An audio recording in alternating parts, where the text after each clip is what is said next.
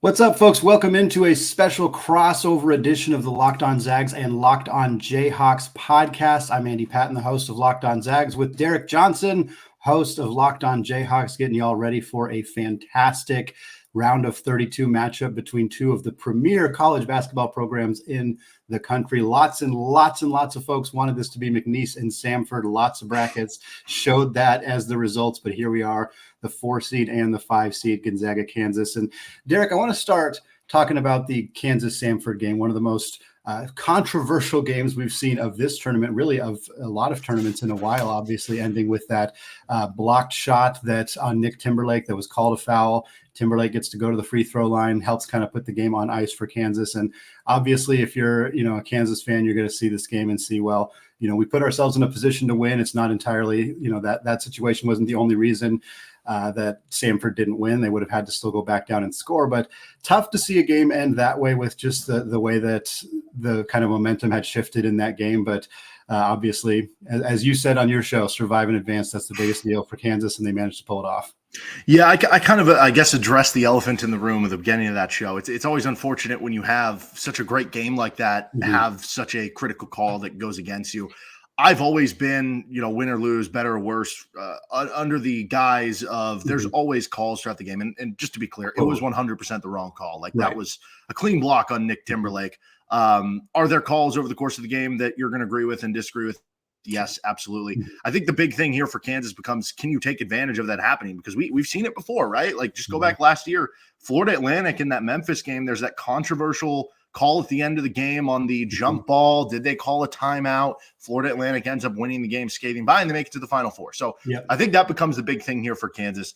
Can you take advantage of because there is a little bit of luck. If you're going to go on a deep run in March, there are certain bits of luck that you need. Was this the start of it for Kansas, or was this just kind of a footnote that's going to end up happening? And yeah, it was unfortunate to happen to Samford. Like you said, who knows what would have happened from there? You don't totally know. It's easy to say, well, they didn't score again from there, so Kansas would have been fine, but who knows how things would have changed. But yeah, Kansas a little fortunate to move on, and certainly they can't play like that over the final, 8 to 10 minutes of the game if they want to move on any further. 100%. And yeah, I think about Gonzaga, their run to the final or the national championship in 2017. You mentioned FAU currently, as we're recording, playing Northwestern, and Gonzaga almost didn't get out of the second round back in 2017, but Zach Collins blocked a shot where his hand very clearly went under the rim. Very bad no call that the refs missed there. They advanced past Northwestern. And like you said, they then carried that momentum all the way to a national championship. For Kansas to do that, to make a run here, to kind of exercise some of the for lack of a better word, demons in the regular season of losing more games in the Bill Self era in the Big 12 than we've ever seen them do. They're going to have to do it without Kevin McCullar. And that feels like a really huge deal. I think it was a big deal, obviously, in the Samford game against a team that plays this kind of chaotic, high energy style of basketball, really kind of trying to test Kansas's lack of depth. And Isaac and I have talked about it a whole bunch on Locked On College Basketball this year. Kansas doesn't have a lot of depth, and Bill Self has historically not played his bench. This isn't new. It's also true at Gonzaga for the most part. But to have an issue at the shooting guard wing position the way that they have, where Nick Timberlake, despite having a great game against Samford, he hasn't really been all that good. Elmarco Jackson has really struggled as a freshman. Johnny Furphy has kind of finally stepped up and taken on that role, but now he has to help fill this McCullar role, and you got to rely on some combination of Timberlake and Jackson to step up. Timberlake did it against Samford, but how critical is that lack of McCullar going to be in this game against a better team than in Gonzaga against Samford, but certainly just a different matchup stylistically? Yeah, I mean, in the Samford game, it was not having, because he was basically their secondary ball handler this year. That certainly hurts against a team who's pressing you, and it's going to tire you out, especially in altitude, which you're not normally playing at. I think in this game against Gonzaga, it's a very, very big deal, because I look at him as being someone who, if he were healthy and playing in this game, probably get like an Anton Watson, Kevin McCullar matchup would kind of be my assumption. Now I'm kind of assuming it's going to be Anton Watson and Johnny Furphy. I guess it depends. If Watson's in at the 3, then it's maybe Furphy. If Watson's in at the 4 and Ben Gregg's out on the bench, then maybe at that point it's KJ Adams on him. But I think Kevin McCullar probably matches up a little bit better, that maybe those two guys would be more of kind of a wash. Whereas now I'm kind of viewing it as like, oh, Anton Watson could have a big advantage on Johnny Furphy. That is a little bit of a worry spot for me in terms of that matchup. And you're spot on with the fact that, Bill Self, especially once we get to March, typically has a tight rotation. Like, that's not new. I think what's different about this team is that, in a lot of other years where even it has been a shorter rotation, like the national title team from 2 years ago, they were really only playing a 7-man rotation at the end of the season. They would throw an 8th guy in there, Jalen Coleman-Lands, for maybe 5 minutes in a game at the end of a first half to just try to can a 3 or something because he was a really good shooter. Realistically, it was a 7-man rotation, but they were bringing Mitch Lightfoot off the bench, who was that year in the 90-something percentile in hook shots. So he was at least somebody who could come off the bench and be reliable. And he was like a 6th-year senior or 7th-year senior. And then you had Remy Martin coming off the bench, which that was kind of instant offense off the bench. It's not that you need a deep bench. And in fact, most of the title winners actually are lower on the spectrum of bench minutes.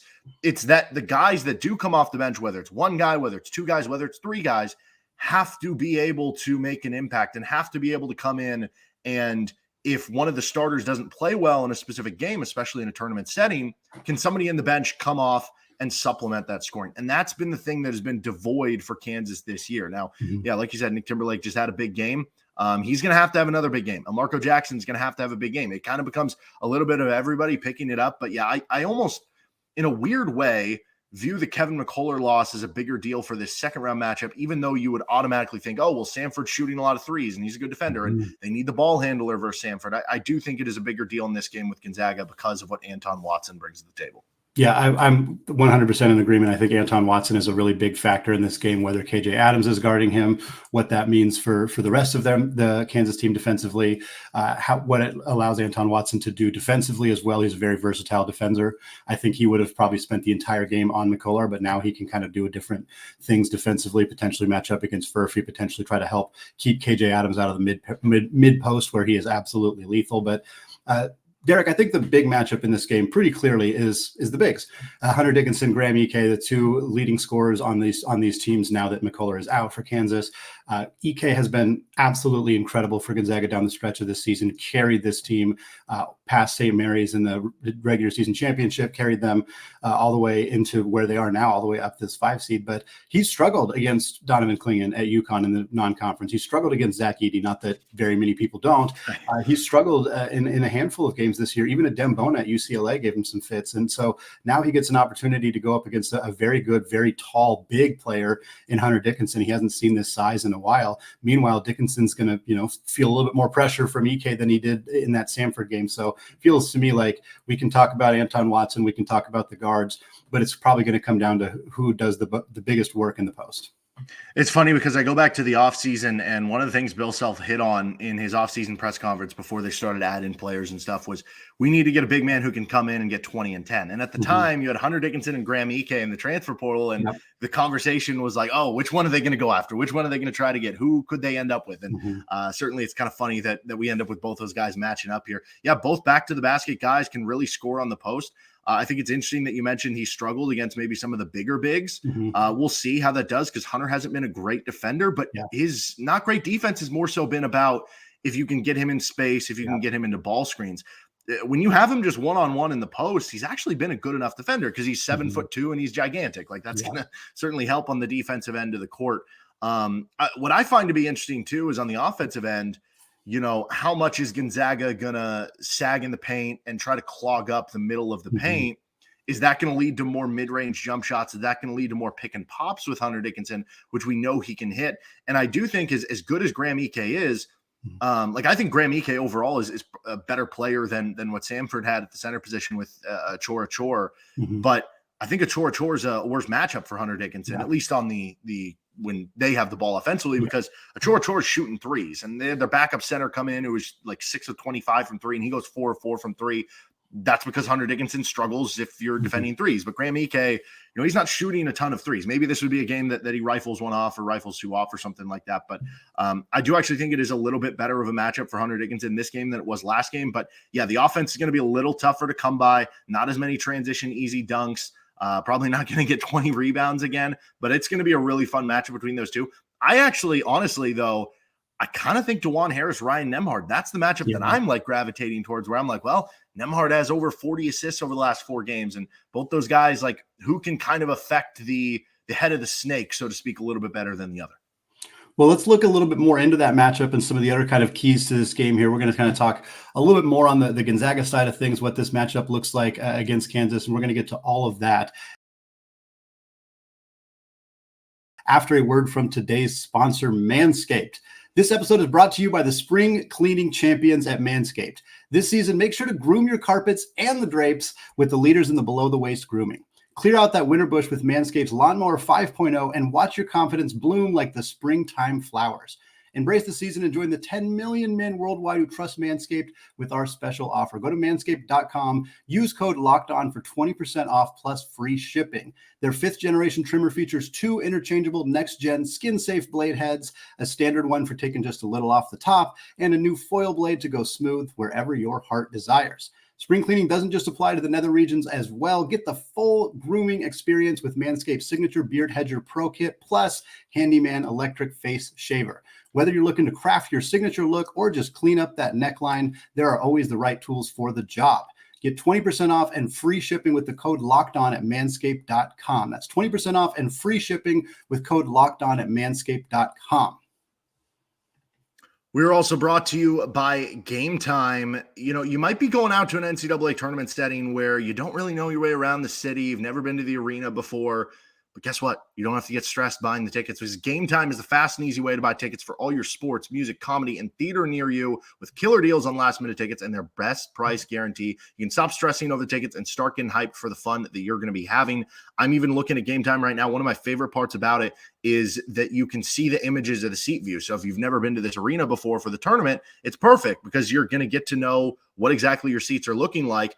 And I have pulled up for the second round matchup. You get to see 2 games for one. That's always cool about tournament settings. You get to see the Arizona-Dayton game. You get to see the Gonzaga-Kansas game. You can get tickets for that as low as $102. And if you want better seats or you want to try to maximize where you're sitting or you like sitting in a corner, a sideline, or behind the basket, you can pull up the map view too on Game Time and find what the cheapest seat in that given section is. So you can snag the tickets without the stress with Game Time. Download the Game Time app, create an account, and use code LOCKEDON for $20 off your first purchase. Terms apply. Again, create an account and redeem code LOCKEDON for $20 off. Download Game Time today. Last minute tickets, lowest price guaranteed. All right, so this KU Gonzaga game, I do find it a little bit interesting. I don't know how much you view this to be a factor at all. The altitude a little bit here for Kansas, obviously not playing at high altitude. Gonzaga had the earlier game in the night, and Gonzaga got to coast to the finish line because they just absolutely dominated the game, whereas Kansas is having to stress out at the very end. Now it's just the second game of the day, which, you know, local time, it'll be kind of an earlier time. Do you think that could have any impact in this game in terms of just because again, it's 2 teams that aren't very deep. Like there is part of me that wonders if we could see kind of a sluggish Kansas start this game. One of the I think if you're thinking about what could have been the best case scenario for Gonzaga, if you weren't going to play Samford, I don't even know if playing Samford is necessarily the best case scenario, not because I think Kansas is a better team, but Samford's a tough matchup for Gonzaga. But I think the best way this could have gone for Gonzaga is exactly what happened. They blow out McNeese. They get to rest their starters. They coast to the finish line in the second half. Even though their starters played a fair amount in the second half, you could tell that they were let off the gas. Luka Krajinovic barely plays this year. He played like 6 minutes in the first half. That's very unusual for Gonzaga. They were clearly trying to kind of rest and prep, and maybe the altitude was part of that factor. But for that to happen, and then for Kansas to get pushed the way that they were, where they did not get to take plays off.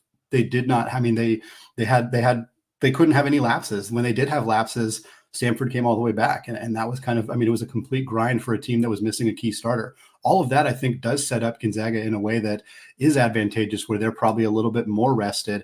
They're probably a little bit more used to the altitude. Obviously, they've played in Utah quite a bit. I know Kansas is now playing there more regularly with BYU in the Big 12, but I do think that this kind of sets up a decent advantage for Gonzaga, but I'm sure Bill Self is going to have this team ready to go as best as they can. But seeing how tired those Kansas guys were at the end of that game, I think it has some Gonzaga fans in a pretty good mood about that situation leading into Saturday. And where I find it to be really interesting, I was doing some research earlier today, and in games where the game has 72 or more possessions this year, so a bit of higher tempo games for Kansas, they're now 9-1 after the win last night over Samford. It was nearly 8-2 with the way that one finished, but they're 9-1. For Gonzaga this year, They're 7-4 in those games, but if you factor out the games against like sub 200 teams, so if you just look at KenPom top 150 teams, they're only 1-4 in games with 72 or more possessions, which I find interesting because Gonzaga does average a lot of fast break points per game.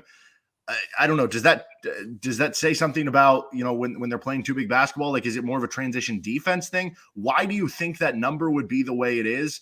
And how do you think that could impact this game? Yeah, I think it's a depth issue for Gonzaga that I think has sort of not resolved itself entirely, but has gotten better as the season has gone on. This team came into the season with more precarious depth than they typically have. And then 2 days before their first game against Yale, they find out Steele Venters, their projected starting small forward, tears his ACL. He's out for the year. It forces them to start Dusty Stromer, a true freshman.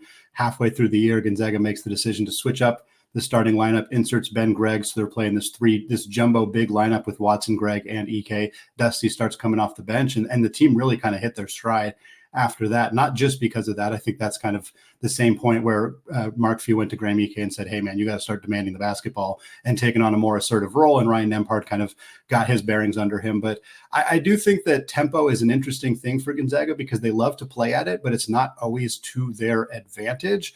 I think the big thing is really just setting the pace. Whatever pace Gonzaga wants to play at, if they can set that and force Kansas to play the speed that they want to play, I think that could be to their advantage. We've seen Gonzaga every year that they have 2 or 3 opportunities to try to figure out how to win a slow pace game because they play St. Mary's, and St. Mary's plays the slowest pace in the country outside of maybe Virginia.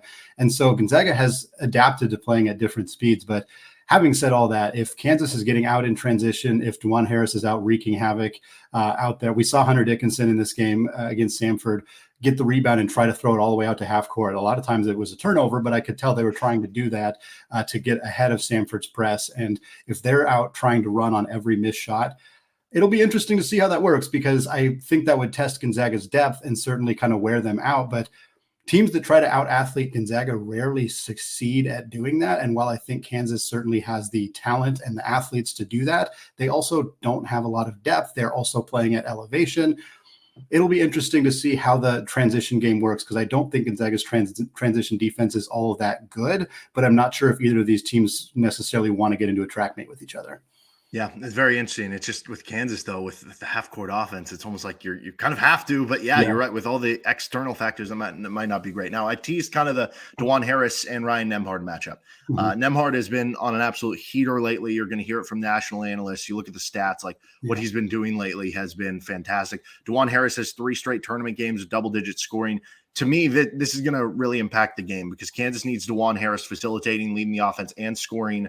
Obviously, Gonzaga has – if they're going to be working out of a lot of ball screens and having him facilitate to open shooters, Kansas has really struggled guarding ball screens and guarding three-point shooters and teams who can kind of space the floor and everything like that. So I guess 2-part question here. Why has Ryan Nembhard, like what have you seen? Why is he turning the corner? What is it about him that he's doing so much better now? And how do you kind of see that matchup having an impact on this game? Yeah, I think for Nembhard, a lot of it was just comfortability, just joining a new team and not only a new team, but a team where the majority of the rest of the players were either new players to Gonzaga or new spots on the lineup. Like Graham EK was new as well. Nolan Hickman was shifting from playing point guard to shooting guard. So that was pretty new. Dusty Stromer, when he started the season, was obviously new. Ben Gregg was in a new role. Like it was a lot of newness. And I think some of the things that have changed for Gonzaga is Ryan Nembhard really couldn't shoot to start the year. At the end of the non-conference season, he was shooting 15% from 3. It was a huge problem for Gonzaga. Teams were just going under on screens, forcing him to take those outside shots. They were able to neutralize Graham EK by, again, going under the screen and just kind of putting 2 guys on him, forcing Nembhard to shoot those threes. What Gonzaga's done to adjust is they run that pick and roll a little bit closer to the rim. So they run it at the free throw line. At that point, if the team goes under the screen, Nembhard's got like a 14, 15-foot jumper that he can make pretty easily. It kind of gets a little clogged up in the middle, which is, I think, why they were hesitant to do it. But the thing that's so great about Ryan Nembhard is he can thread the needle and make these really tight passes. Now, a lot of the times Gonzaga succeeded doing that, they were playing teams that had bigs who were 6'8", 6'9", maybe 6'10". Dickinson is taller and longer and bigger than that, and he might be able to disrupt some of those passes if they're trying to do ball screen action on KJ Adams, same type of thing. I think he can be more disruptive there. But we saw Gonzaga, I mean, they just obliterated Kentucky, just ball screen after ball screen after ball screen. Now, Kansas is a much better defensive team than Kentucky, and we've seen Kentucky get gashed by just about everybody that they've played this year. That's why they're no longer in the NCAA tournament. But Nembhard's ability to run that pick and roll, and I think another factor too is in games where Nembhard struggles or where his outside shot's not there, they just run the pick and roll action with Nolan Hickman. And you look at Mark Few's successful teams, the 2021 national championship runner-up, the 2017 runner-up, both those teams started 2 point guards. They had Nigel Williams-Goss and Josh Perkins in 2017, and they had, of course, Jalen Suggs and Ryan's brother, Andrew Nembhard, in 2021. This year's team also starts 2 point guards. Hickman's played incredible the last few months of the season. That, I think, creates a dynamic that is a little bit tougher for Kansas in those ball screen actions because they got 2 guys who can do it. And I think you're going to see Gonzaga run a lot of that. And it'll be interesting to see if they can get Dickinson in space. That's not an area of strength for him. Ryan's only 6 feet tall, so he's got to create quite a bit of separation to get some looks off. But I do think that's something Gonzaga is going to try to use really heavily, especially because just throwing the ball down to Graham Ike is not going to be as easy in this game as it is in a lot of their conference games. All right, let's finish up with some predictions. We're going to get to those predictions right after a word from today's sponsor, Nissan. Folks, this week's March Madness bracket highlight is brought to you by our friends at Nissan. Each week, we're picking one team that stands out, a team that's pushed it further than the rest. Just like any of the all-new 2024 Nissan SUVs, these guys were able to take it to the next level. We're talking the Oregon Ducks today, Derek. This team, Dana Altman's squad, Jermaine Couisnard, former South Carolina player, against his old school, drops a 40-burger as the 11-seed Ducks advance into the round of 32 to take on Dana Altman's old team, the Creighton Blue Jays. They say to win at life, go rogue, and that's exactly what the Oregon Ducks did right there. So take the Nissan Rogue, Nissan Pathfinder, or Nissan Armada and go find your next big adventure. Shop NissanUSA.com. All right, Derek, let's close out the show talking about some of our predictions. Before we get to that, though, I kind of want to talk about what this game means for both programs. Obviously, 2 teams that are very familiar with the Sweet 16. It's not like either of these teams are like desperate to get back for the first time in 10, 12, 15, 20 years. Like, these are teams that are comfortable here. Gonzaga's been here 9 years in a row. Kansas is here with extreme frequency as well. Has obviously been to national championship games in the very recent past. But coming off of a season where there was 8 losses in the Big 12, where there was just not nearly as much dominance in the conference as we've seen for Kansas, now coming into this tournament, missing a key player, how critical is it just for the perception of the team, for just like the fan base's kind of comfort with where this team is at to make it back to the Sweet 16 this year? I think it would be a bit of salvaging. I mean, there's still the level of like, well, you were the preseason #1 team. You know, at the end of the day, if you make the Sweet 16 and lose after having an up and down regular season, are you still like happy with that before the season? No, probably not. But once you adjust expectations for where they were maybe midway through Big 12 play or something, I think you would hear a lot of fans say, just make the Sweet 16 and then anything on top of that is kind of the cherry on top.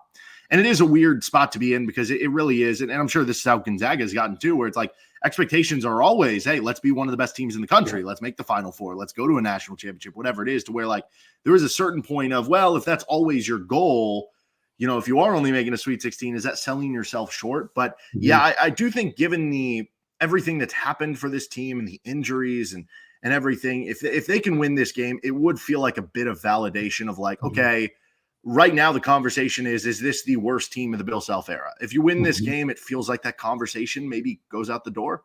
Yeah. Yeah, that's kind of similar-ish to where Gonzaga's at.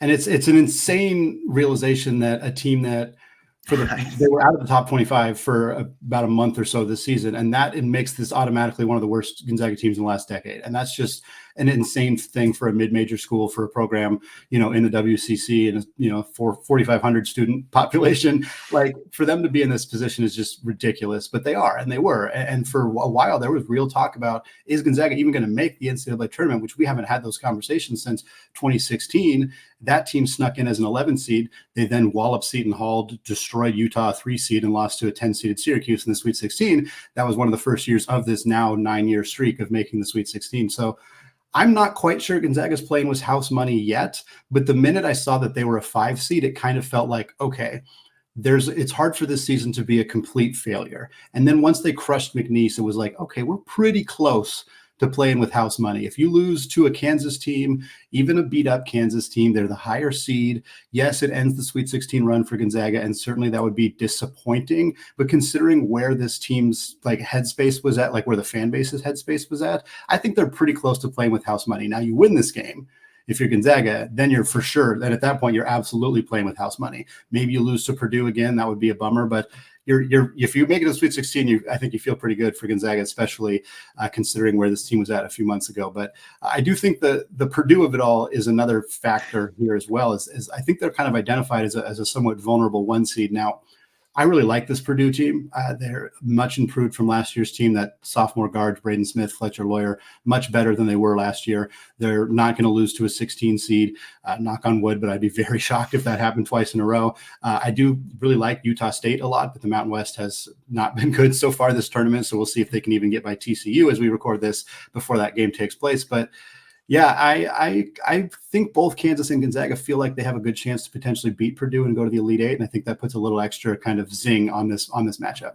Yeah, no, it's a good point. I mean, Hunter Dickinson actually played pretty well last year against Zach Edey. Now, Zach Edey was held to a low 19 points last year, but like for him, that's, he's not going to be able to just bully Hunter around as much as others. Like if Edey's 7'5", Hunter's 7'2", that's more of a normal big matchup. Like you see all the time, a 7-footer going up against 6'9" guy or something like that. That feels a little bit more normal. So yeah, I think it's definitely possible. I think Purdue would still be favored and everything, but it does feel like, I guess I'm sure you felt this way too.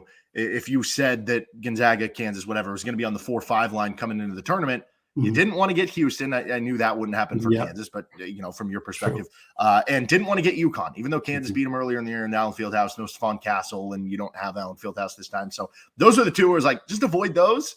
And see where the chips fall if you can get there. It's just survive in advance. It's the old cliche, but it's very true. Let's talk some predictions and some X factors here. I kind of talked. I think the matchup in the front court is definitely the biggest X factor in my mind. As much as the Dajuan Harris and Ryan Nembhard matchup is very critical as well. To me, the way to beat Gonzaga historically this season has been to put Graham Ike on the bench.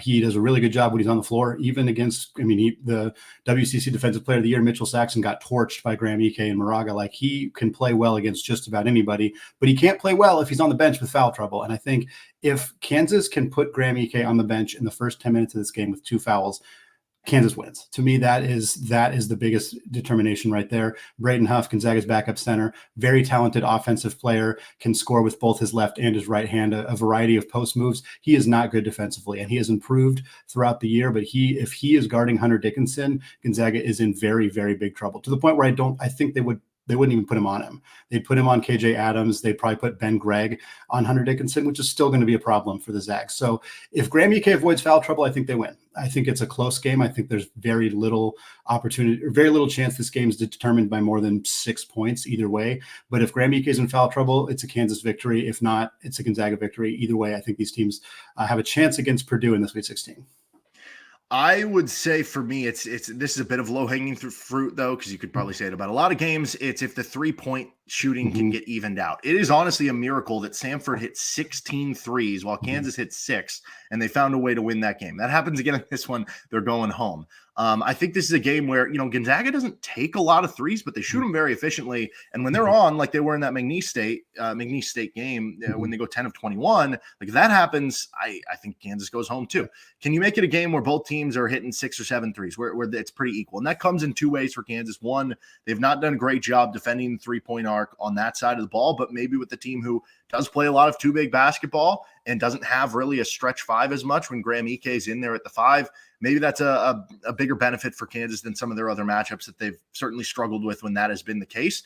And then can they hit some threes? Because I look at it this year, per CBB Analytics, Gonzaga is allowing 42.5% on corner threes this season. Well, who shoots corner threes for Kansas? It's Nick Timberlake, who's been very inconsistent this year, but just had a big game. And while Timberlake's been inconsistent, he's only shooting 23% on above the break threes, but he is shooting 39% on corner threes this season. So he has done well on corner threes.